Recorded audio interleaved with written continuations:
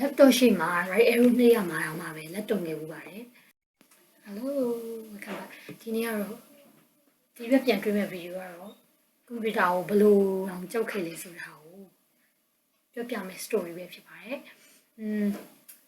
်ကျွန်တော်လေးကွန်ပျူတာပထမဦးဆုံးကွန်ပျူတာတက်တော့ကွန်ပျူတာပထမဦးဆုံးစစတက်တဲ့အကြောင်းလေးစပြောမှာပေါ့နော်ပထမဦးဆုံးစစတက်တော့ဆိုလို့ရှိရင်ဒါအဓိကစိတ်ပါဝင်စားလို့ဆိုတာတက်လေကျွန်တော်တို့ဒီအလုံးဝင်တဲ့အခါမှာကွန်ပျူတာ scale ဆိုပြီးဖြစ်လို့ရအောင်တွက်ဆိုပြီးရွေပြီးတော့ပဲတက်ခဲ့ရပါတော့အဲ့ဒီချိန်မှာလည်းစိတ်ထဲမှာတွေးထားတခုကတင်တန်းတက်ပြီးသွားလို့ရှိရင်ကွန်ပျူတာတက်ပြီးဆိုပြီးတော့အဲ့ result ကိုတခါတည်းကိုကလုံးဝယုံကြည်ထားလိုက်တာ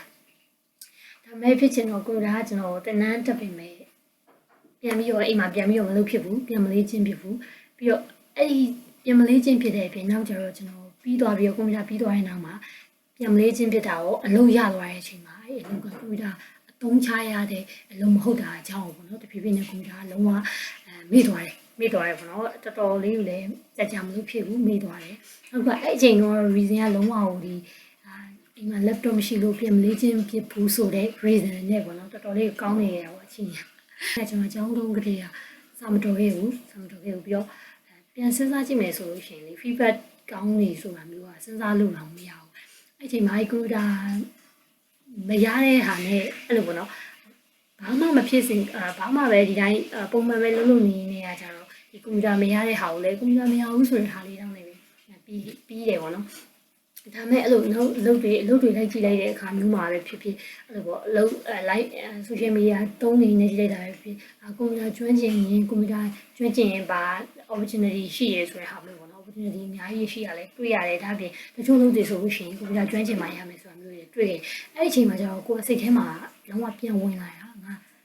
အဲ့ချိန်ပြန်တွေးကြည့်တဲ့အချိန်မှာကိုကကွန်ပျူတာတက်ထားတယ်တက်ခဲ့ဒါပေမဲ့မရခဲ့ဘူးအဲ့ဟာတစ်ခုပဲပြန်တွေးကြည့်ရင်အဲ့ဒီအမှန်တရားတစ်ခုပဲရှိနေခဲ့ပေါ့နော်အဲ့နဲ့အဲ့လိုဖြစ်တဲ့အချိန်ကွန်ပျူတာကိုအဲ့လိုမျိုးကိုမလုပ်တတ်ဘူးဆိုတဲ့ဟာတစ်ခုပဲကိုမှတ်မိနေခဲ့ကိုသင်တယ်ကိုမတက်ခဲ့ဘူးဆိုတဲ့ဟာတစ်ခုပဲမှတ်မိပြီးတော့ဟိုကွန်ပျူတာတစ်ခုကိုရှိမှာ laptop တစ်ခုရှိနေအောင်မှာပဲ cloud ခုမှာနေမိမှာကြောက်တယ်ဆိုတဲ့ဟာမျိုးဖြစ်ခဲ့တယ်အဲ့နဲ့ပြီးတော့တခြားလုပ်တွေလိုက်ကြည့်မယ်ဆိုလို့ရှိရင်လည်းအကြောင်းမျိုးလေးဟိုကွန်ပျူတာကျွမ်းကျင်မှာရှောက်ရမယ်ဆိုတဲ့အလုပ်မျိုးတွေဆိုလို့ရှိရင်လည်းကိုမရှောက်ရဲခဲ့ဘူးအဲ့လိုလက်လွတ်ခဲ့ရများရပါတော့အဲ့ဒါနဲ့ပဲစိတ်ထဲမှာတစ်ခုဖြစ်တာပါလေဆိုလို့ရှိရင်ငါဒီလုပ်တော့ကောင်းကောင်းလုပ်တတ်ရင်ရတာပဲဒီလုပ်ကလေးမှာအသုံးဝင်နေသေးရောအဲ့စိတ်ပေါ့ဒီလုပ်ကိုငါလုပ်တတ်တယ်အဲ့တော့ဒီဟာလေးကိုကောင်းကောင်းလုပ်သွားရင်ရပါတယ်ကွန်ပျူတာမတက်လဲထားလိုက်ပါလို့ဆိုပြီးတော့အဲ့စိတ်နဲ့ပဲအချိန်တော်တော်ကြာအဲ့လုပ်မှာပဲဖတ်တွေ့ပြီးတော့လုပ်နေခဲ့ပါတော့ခင်ဗျာသိရတိုင်းပဲကျွန်တော်တို့တွေကကျွန်တော်အနေနဲ့ဆိုလို့ရှိရင်ပို့ပြီးဆိုတာလို့ကိုဖို့ဆုံးဆိုလို့ရှိရင်အဲ့နေရာလေးမှာပဲနေနေတာအဲ့ကိုဖို့ဆုံးဖြစ်တဲ့နေရာလေးမှာပဲနေနေတာအဲ့ဒါပေါ့နောက်ထပ်တင်လေးလာမယ့်နေရာရှိရဲပို့ကောင်းတဲ့နေရာရှိရဲဆိုတဲ့ဟာတွေကိုလည်းတီလည်းမတီခဲ့ဘူးတီလည်းမတီချင်ခဲ့ဘူးပေါ့နော်တင်လေးလာခြင်းရဲ့တမိုးနားမလည်ခဲ့ဘူးဆိုတာကိုတော့ဝန်ခံပါဘူးပြီးတော့ပြင်းတာလည်းပါအောင်နော်ပြန်ပြီးအိမ်မှာပြန်လုပ်ဖို့ပါညာဆိုတာဒါလို့ပြင်းကြီးတဲ့အားတစ်ခုလည်းပါတယ်ကောင်းတာတစ်ခုလုပ်နေလို့ achievement တွေတစ်ခုရရဆိုရင်တော့ဟိုမှာပြကိုလုပ်တဲ့လုပ်မှာတစ်ခုကိုကောင်းတာတစ်ခုလုပ်လိုက်တယ်အောင်မြင်နေဆိုလို့ရှိရင်တော့လေဒါမဲ့ငါအဲ့အောင်မြင်လို့ဝမ်းသာတဲ့တစ်ချိန်တည်းမှာပဲနော်ကွန်ပျူတာမရဘူးဆိုတဲ့စိတ်ကလေချက်ချင်းပြန်ဟိုပြောရမယ်တပြိုင်တည်းရောက်လာမျိုးပေါ့နော်အဲ့လိုစိတ်ကဝင်လာတော့ပ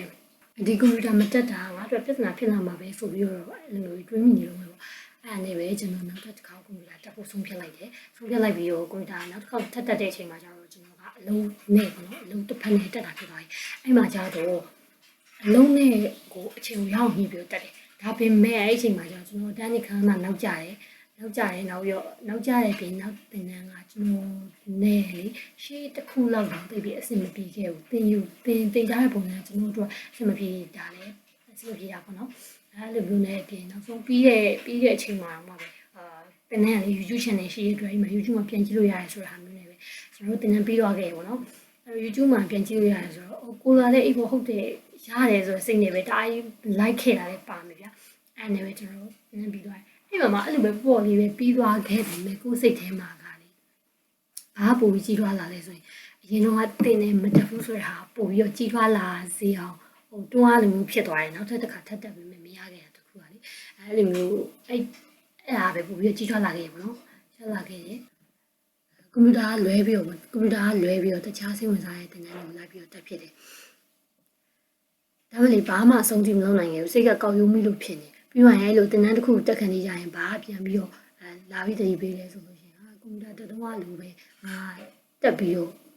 တင်လိုက်ပြီးတော့မရဘူးဖြစ်ဦးမှာလားဆိုရဲအဲ့ဒီစိတ်တစ်ခုကလေအဲ့လိုမျိုးအဲ့စိတ်တစ်ခုကပဲအများကက်ကပါနေပေါ့နော်အဲ့လိုမျိုးနောက်တစ်ခါကျတော့ကျွန်တော်အလုပ်တက်ပြောင်းလိုက်တယ်အဲ့လုပ်တက်မှာကျတော့ကွန်ပျူတာအသုံးချရတဲ့ဘိုင်းတွေပါလာတယ်အဲ့လိုအချိန်မျိုးကဆိုတော့လေကျွန်တော်ကကွန်ပျူတာအသုံးချရပါမယ်ရှောင်းတတ်နိုင်တယ်လို့ရှောင်းလို့ရတယ်မရှောင်းတာပေါ့နော်ဥမာလိုတဲ့ဘိုင်းတွေရှိလို့ရှိရင်တခါလေဗီဒီယို YouTube ဗီဒီယိုဖြစ်လိုတဲ့ဟာ YouTube ဗီဒီယိုကြည့်ပြီးတခါလေလုပ်လိုက်တယ်ပြင်လိုက်တယ်အဲ့လိုမျိုးပြီးရင်အဲ့လိုဗီဒီယို class တွေပါ join ထားရလေရှိရကွန်ပျူတာနဲ့ပတ်သက်ပြီးတော့အဲ့ဒီဟာကိုကြည့်လိုက်တယ်ကြည့်ပြီးလုပ်လိုက်တယ်ပြီးသွားတယ်အဲ့လိုမျိုးပေါ့နော်ကြည့်နေတော့နားလဲပြီးသွားရင်မေ့ပါဘာမှလည်းမသိတော့အဲ့လိုမျိုးပေါ့နော်ပြီးရင်အဲ့လိုပေါ်ပိုင်းပြင်ရမယ့်ဘိုင်းတွေပါဆိုလဲကန်ပါကနေကြည့်ပြီးတော့လုပ်လိုက်တယ်အဲ့လိုမျိုးဒါမှမဟုတ်အဲ့လိုမျိုးကြည့်ပြီးလုပ်နေရင်တော့မှပဲလို့စိုက်ပြတဲ့အချိန်ကြီးမှာ right arrow နှိပ်ရမှာတော့မှပဲလက်တုံနေအဲ့လိုမျိုးအဲ့လိုမျိုးပေါ့နော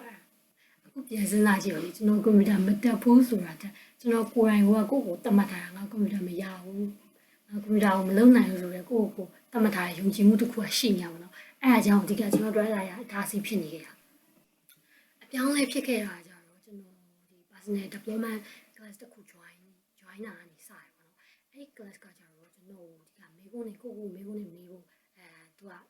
ကူအညီပေးခဲ့ကိုမေးခွန်းနေမေးဖို့တင်ပေးခဲ့ class ကငါတခုခုမရဘူးဆိုတာဆိုလို့ရှိရင်ငါတရားဘာလို့မရလဲမရတဲ့အကြောင်းတွေကဘာတွေလဲပြီးအဲ့လိုမရတာမှငါစူးစမ်းခဲ့ရင်ဒါနဲ့မရလားငါလုံးလုံးလောက်စူးစမ်းခဲ့ပြီလားကျင်းသေးလားဆိုတဲ့ဟာမျိုးတွေပေါ့နော်အဲ့လိုမေးခွန်းတွေကိုမေးဖို့အတွက်သင်ပေးအဲ့ကျွန်တော်အဲ့လိုမေးကြည့်လိုက်တဲ့အချိန်မှာတကယ်တေချာတဲ့ဖြစ်တစ်ခုထွက်လာတာကိုယ့်ရဲ့စူးစမ်းမှုကမလုံလောက်ခဲ့တာပေါ့နော်ဥပမာကျွန်တော်တို့တစ်ခုခုကိုစူးစမ်းရဲလေ့လာတင်ယူရဆိုလို့ရှိရင်ကျွန်တော်တို့ဖြတ်တန်းရမယ့် process တစ်ခုကဥပမာတင်ယူရဲပြန်ပြီးတော့လေ့ကျင့်တယ်လုပ်ကြည့်တယ်မှားတယ်အမှားကိုပြင်တယ်ပြီးရင်နောက်မှာအဲ့အမှားကိုပြင်ပြီးရင်နောက်မှာအတွေ့အကြုံရှိသွားပြီးတော့အဲ့ဒါကိုထပ်ပြင်လာနိုင်တယ်ဆိုတော့ process မျိုးပေါ့နော်အဲ့ process ကိုကျွန်တော်ကမဖြတ်တန်းခဲ့ဘူးလုံးဝ exercise ဆိုလည်းမလုပ်ခဲ့ဘူးအဲ့လိုပေါ့နော်ကိုကြောက်တယ်ဆိုတဲ့အရာတစ်ခုကိုခေသွားရင်ဆိုင်နိုင်မယ်သွားလုပ်လိုက်မယ်ဆိုတဲ့ဟာတစ်ခုပဲပြီးရင်နောက်ဆက်တွဲကဘာမှပါမလားအဲ့လိုဟာမျိုးပေါ့နော်အဲ့ဒါကြောင့်ဆိုတဲ့ဟာကိုကျွန်တော်သိလိုက်ရတယ်အဲ့လိုသိလိုက်တဲ့အချိန်မှာကျတော့အဲ့ process အရှိကြီးကပြန် dream မျိုးကငါဒါဆိုဒီ process ကိုရင်ဆိုင်မှုကြံသေးရပေါ့နော်အဲ့ process ကိုအဲ့တော့အဲ့အတွေ့တစ်ခုလည်းရလိုက်တယ်ပေါ့အဲ့နောက်မှာပဲကျွန်တော်ဒီကွန်ပျူတာကိုပြန်နောက်ထပ်တစ်ခါနောက်ဆုံးတစ်ချိန်ကွန်ပျူတာကိုနောက်ဆုံးချိန်ဆိုတော့ထပ်လုပ်ကြည့်အောင်မယ်ဆိုပြီးတော့ကွန်ပျူတာကိုကျွန်တော်ကွန်ပျူတာတင် app လိုက်တယ် app ပြီးတော့အဲ့အချိန်တင်တန်းသွားတဲ့အချိန်တင်တန်းသွားမယ်လို့ဆုံးဖြတ်တဲ့အချိန်မှာတောင်မှပဲကျွန်တော်ရဲ့အတွင်းမှာဘာရှိသေးလဲဆိုလို့ရှိရင်လေအဲ့လိုအချိန်မှာတော့ပဲတွေးမိတဲ့အတွေ့ဝင်လာမိတဲ့အတွေ့ရှိသေးတယ်နော်ကျွန်တော်ငါနောက်ကျနေပြီငါဒီခောက်ပြန်တင်ရောရပါမလားနောက်ကျနေပြီစင်ပြေပါမလားပြီးငါနဲ့တမက်သူတွေကရောငါတယောက်တည်းရုံလေးဖြစ်နေမလားငါဒီခောက်ကိုရပါမလားဆိုတဲ့အတွေ့ရှိသေးတယ်ဒါပေမဲ့အဲ့ချိန်လေးမှာပဲအခုတစ်ခေါက်မှာတော့ဘာအတွေးပါထပ်ဝင်လာလဲဆိုလို့ရှိရင် okay ငါဒီဟာကိုလိုချင်တာပဲမလားလိုချင်တယ်ဆိုလို့ရှိရင်ရအောင်လုပ်ရမှာပေါ့ရအောင်ယူရမှာပေါ့ဆိုတဲ့စိတ်တစ်ခုကပြန်ပြီးဝင်လာတယ်အဲ့ဒါနဲ့ပဲကျွန်တော်အဲ့တင်တန်းကိုသွားခဲ့တယ်သွားတဲ့အချိန်မှာလည်